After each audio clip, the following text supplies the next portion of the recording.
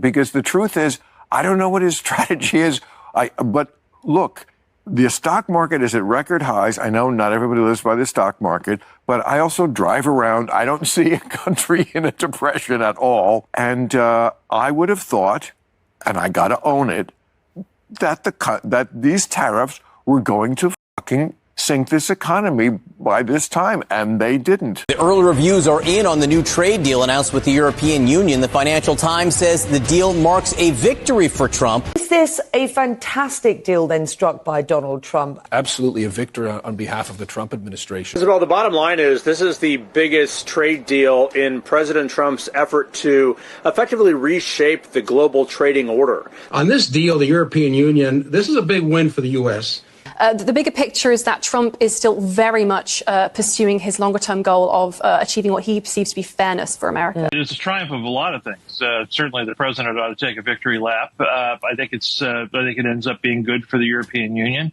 It's a blow against the conventional wisdom. So we are at a point now where it's getting increasingly difficult, even for Trump's critics and opponents, to deny that the tariffs and overall trade strategy is indeed working for the United States. And part of that reason comes because we continue to see daily stories like this one right here. For instance, out of July 29th, 2025, we got the story that July tariff revenues have broken a monthly record with $150 billion now being collected so far in 2025. And that paints the overall picture of what? Well, we first of all talk about the benefits of tariffs, whether that is bringing in amazing amounts of revenue for the U.S. Treasury. You talk about the deficit issues, national debt, just overall fundraising for the U.S., even the idea right now of a tariff rebate being floated to Americans. It's just positive, right, to have our country raising money without that being at the direct cost of the American taxpayer, firstly. But you also think about the direct economic benefits, whether that is the creation of new jobs, billions of dollars of new investment, new manufacturing being brought back into America. But of course, the part that they're really struggling with, and despite all the fear-mongering you hear about it, is that all of these benefits of protectionist policy are coming at the same time with little to no change in inflation, right? Very little increase in consumer prices that we were told, oh, everything's going to shoot through the roof. It's going to be 1929 all over again. That, of course, has not happened. And so you've gotten all the benefits with very little to no drawbacks. And that is, of course, the picture that they're struggling with here today at the very same time where just a few days ago, we covered the way in which Trump finalized his deal being made with the European Union, and essentially the EU got completely bullied here, and the wins keep stacking up, right? Because the EU gave us zero concessions, or I should say, we gave the EU zero concessions in return. That again, you're seeing Bill Maher, you're seeing CNN, you're seeing even MSNBC begin to admit, yeah, Trump is taking some victories here. So we'll tell you all about that in today's video. First though, folks, as usual, do us a favor. If you enjoy our content, make sure you hit that like button down below and subscribe to the channel if you are new. Subscribing is not only the best way to support our work, but it also ensures that you can stay up to date with all of the latest news and coverage. And with that said, let us start by, first of all, just so you can understand a lot of what we're going to get into here today, recapping exactly what happened here with this European trade deal, because if you watched our video on Sunday, you would know, but if not, we'll just briefly run through this. So long story short, you got a trade deal between the US and the EU where Trump got the exact tariff rate he wanted, which was 15%, and the EU gave zero concessions, or they got zero concessions from the US. So what does that mean? Well, make a long story short, the EU agreed to purchase and invest like $600 billion, even more than that, worth of stuff in the United States. The United States gave nothing in return to Europe, and they never even asked, because again, Trump just did that great of a job at negotiating. Now, it's worth noting that many Europeans online are pissed off about this. They're saying, how dare you allow this to happen, EU? How do you get that steamrolled in negotiations? How, by the way, do you even get the European Commission to move that quickly when they're this vast, sprawling bureaucracy that gets nothing done? But again, this is why the media is having a hard time spinning this and saying Trump didn't do a good job, because he utterly wiped the floor in the negotiating process. Okay, so Europe has a $235 billion a year trade surplus with us, which means at the end of every year, they end up with $235 billion worth of dollars. They sell us more stuff than we sell them. And you know what they do with those dollars? They just buy America. We're basically having America sold out from under us by continuing to have these 1.2 trillion globally trade deficit, which every economist says should not be able to happen. But it's been staying with us for more than decades. So it's got to end. The president is changing it. So his view is you can onshore to get rid of it, or you can pay a tariff to get rid of it, but let's figure out how to get rid of it. And the key to why the Europeans did the deal is autos and pharmaceuticals. I mean, remember, we are the payer of the world, right? All pharmaceuticals, they all make their money by selling to America. And President Trump has been very, very clear. If you're going to sell here, you're going to produce here.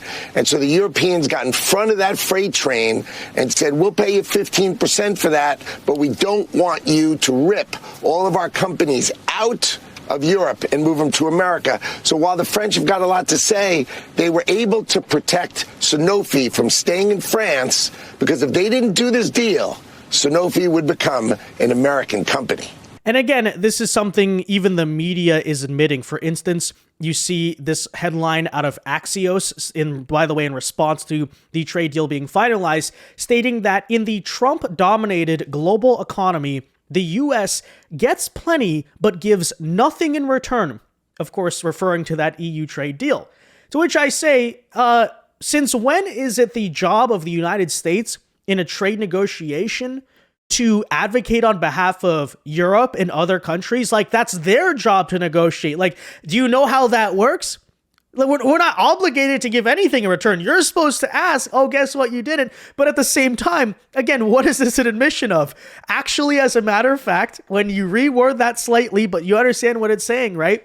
What Axios is stating here clearly is indeed, this is a very good trade deal for the United States. It is endless benefit for us and very little benefit for anyone else. Now, with all of that said, you have, of course, Democrats trying their hardest, their damnedest to figure out how to say this is a bad thing.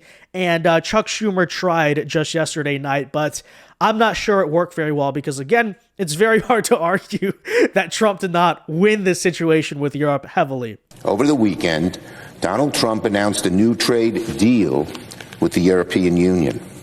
It will result in a $90 billion per year tax hike on American families. When you raise tariffs, the American families pay for it. $90 billion tax on American families in this tariff deal with the European Union. Donald Trump is, as usual, trying to hype up, exaggerate, and lie about his accomplishments. Donald Trump always lies, almost always lies about his accomplishments, and this is no exception. Hype up, exaggerate, and lie. That's interesting. That's an interesting statement. You mean like you describing the inflation or tax hike on consumer prices that tariffs have created? Because it's been nothing like what you've been saying, right? You've seen at most, a 0.2% increase in inflation from 15 to 30% tariffs. Hey, Democrats, how does that work? It actually works that way because, largely speaking, besides that 0.1 to 0.2%, the foreign companies are paying the tariff. Like, the Trump administration is right about this. That's why you've not seen inflation go up 10, 20, 15, 20%. Because it would if consumers paid the tariff, but guess what? They're not. Because the businesses are actually eating it. It's so interesting, too, to break down the Democrat economic theory, because this is actually the official stance of their party. So, to make a long story short, let's get this straight. Raising the minimum wage, which Democrats campaign on, but never actually do, but campaign on, that does not raise consumer prices, apparently. Increasing direct taxes, like corporate taxes, which they also campaign on doing, that does not raise consumer prices. Increasing regulations doesn't. Strengthening like union representation. All these things that increase the cost of business that Democrats support, none of those things are inflationary. But tariffs, because Trump does it, no, it's going to increase prices on the consumer, as if you guys care about that, right? You guys care about the price of consumer when, again, you're trying to raise the minimum wage and then the food goes up because of it? No, they're not, right? So that's why I say, as I actually stated in the last video, the Democrat Party stands for nothing. I cannot even break down what their philosophy is. What do you believe on economics, Democrats? No, you literally just believe whatever the opposite Trump does. So anyways, there you have it again. So on many different fronts, they're utterly ridiculous because on one hand, you've not seen massive inflation from tariffs, so he's making stuff up. But on the other hand, even if you are, okay, then explain like all of your economic theories, because most of the things Democrats support economically increase inflation. Like, that's just the truth. Minimum wage included. Big example, right? So especially for consumers. So anyways, there you have it. Now, with all of that in mind, it's worth noting, although Chuck Schumer is trying really hard, he's saying, hey, look, consumers, don't you see your prices going up massively? But we don't. We don't, though. It's worth noting that even people like Bill Maher are coming around and saying, look, let's be honest about this. All of our hysteria, we said all these things on Liberation Day, and like none of them have happened. It's an objective fact. As a matter of fact, no, we are the ones who are clearly being proven wrong on Trump's tariffs, and the evidence of that continues to pile up. Because not only have we not seen massive inflation, we also have trade deals done. We said Taco Trump, that was never going to happen. We've also seen massive deals being made, investment into the U.S., revenue being raised, all without inflation. I don't know if we can argue this much longer. And that's basically what Bill Maher is saying here. I remember along with probably most people, was saying at the beginning, by the 4th of July, somebody had a thing how the the economy was going to be tanked by then. And I was kind of like, well, that seems right to me, but that didn't happen. Now, it could happen tomorrow. I'm just saying that's reality. So let's work first from the reality of that, not from I just hate Donald Trump. Because that's boring and doesn't get us anywhere and leads you to dishonesty. Because the truth is, I don't know what his strategy is. But look, the stock market is at record highs. I know not everybody lives by the stock market, but I also drive around. I don't see a country in a depression at all. I see people out there just living their lives. And I would have thought, and I got to own it, that these tariffs were going to sink this economy by this time, and they didn't. So, how do we deal with that fact? Because that's the fact. Well, you deal with that fact by admitting that, basically the liberal establishment and their theories of economics, as well as many other things, I'd argue immigration too, by the way, but all of those ideas that have basically ruled America's ruling class of both parties for the past several decades are just wrong. They simply are incorrect. Hence why, by the way, the American people have not felt the benefit from any of these things, right? We're told, of course, free trade was supposed to be good for us. We'll get cheap prices, I guess, and maybe we have, but it's supposed to, overall better the quality of life. Has people's quality of life gotten better or worse? Same thing, arguably, with the migration issue, right? We're told, but that helps economics as well. All this stuff. Has it? Has it? Or has the country just gotten worse thanks to a lot of the ideas that they've brought to us, right? It's just the truth. And, at least in the case of Bill, you have one liberal actually remembering hey, this is what Democrats said 3 months ago, and zero, and I mean literally zero, not one single prediction of theirs on Liberation Day has come correct. But of course, you won't hear that from the rest of the party because they just move on. They were telling us that we're going to be in the Great Depression, worst crash since 1999. We're supposed to be in a recession even. Where's the recession? We're waiting on all these things, right? No. Just going to move on and pretend the next Trump thing is bad. And then they're going to point to the July inflation report or June inflation report that shows 0.2% increase in inflation. They're saying, I told you so. No, you didn't tell us so. You were saying inflation should go up 5-10%. It went up 0.2. That's nothing, right? But anyways, there you have it. And it's worth noting, by the way, music to my ears as well, as over the weekend we covered some of the coping, some of the fuming about the Trump trade deal with the Europeans. Well, finally now you even have the folks at CNN coming out and just straight up admitting, yeah, Trump kind of won here. Yeah, actually, these are pretty good deals. And again, they're kind of losing the argument so much that there's not much else for them to say. Take a listen. Isabel, the bottom line is this is the biggest trade deal in President Trump's effort to effectively reshape the global trading order. That has been one of his central priorities since taking office in January. He's been issuing many threats of tariffs, but they clearly have been working in terms of bringing other countries, allies, and adversaries alike, in some cases, to the negotiating table. And the latest example was today here in Scotland when the leader of the European Commission, who of course is negotiating for the European Union, she agreed to a 15% across-the-board tariff. Now that is significantly higher than the 10% tariffs in existence now, but it's much lower than the 30% threat that was coming on Friday and the 50% threat that was made in May. So clearly there has been an instance where the president has been using his threats of higher tariffs as a negotiating tactic, and in this case, it certainly worked. Oh, gee, you don't say so. Wait a minute. You're telling me that Trump is a good negotiator? Wow.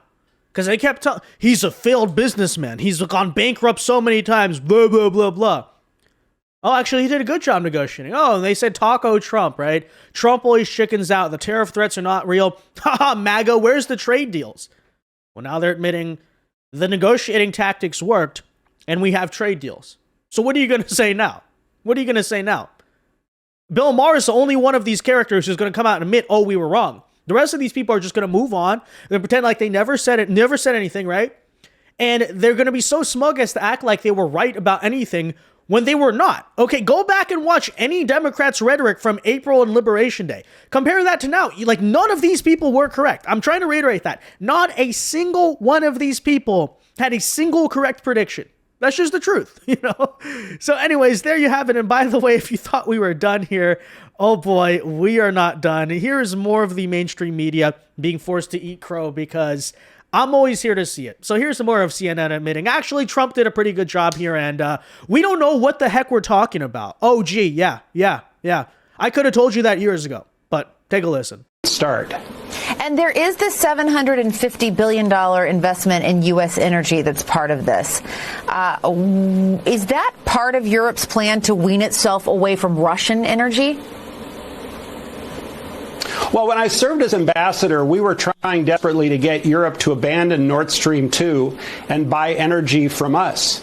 And, you know, back then they were hooked on cheap Russian gas. They didn't think that Russia posed a threat to Europe.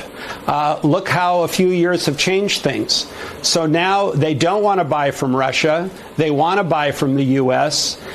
This is something that is tailor-made for this kind of a deal. And I think very soon you're going to see what's, you know, was known as a transatlantic highway of LNG tankers going across the Atlantic to Portugal or to other ports and depositing, you know, large amounts of LNG. And we will become the dominant supplier to Europe, which is in Europe's benefit and it's in our benefit. And it really, really screws Russia, which is exactly the goal. And just more broadly, before I let you go, just zooming out just a little bit in terms of the relationship between the U.S. and the EU and Europe. Look, when President Trump came into office, there were a lot of questions. He'd slammed NATO. He'd said maybe he was going to get out. Since then, we've seen he came back and said he'd had his mind changed on NATO when he went to the meeting. Now we see, obviously, this deal with the EU. How would you categorize the U.S. relationship with Europe right now? It's excellent. There's a lot of crocodile tears for the cameras, but at the end of the day, the EU knew they had to do something like this. They realized that now President Trump has the mandate to push it. He did not have the mandate in his first term because he was fighting a lot of impeachments and other things that didn't give him the power to do what he's done now.